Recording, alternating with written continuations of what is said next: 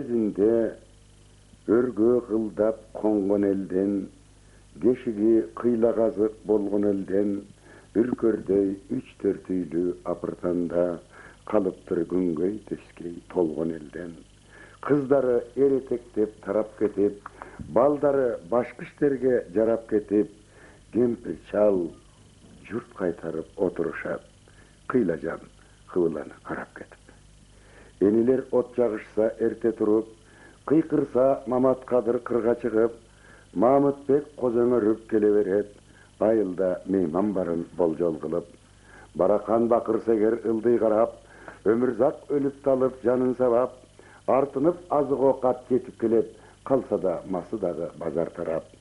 Жамандык жакшылыкта түтүн санап, жарымжан, мунжу, аксагын бүтүн санап, чамабыз чагыраак деп жер карабайт, чал-чабыр кемпир кесек күчүн санап. Андайда асман жерге кабар тарап, жакынга жаш балдары кунан чабат, тойго же тажияга келгиле деп, тозган урпактарын топтоп алат. Басыгын мезгил улам чамдай келет, карылар каадасынан жанбай келет, сол кулдап, бел ийилип турса дагы, элчилик журтчулуктан калбай келет.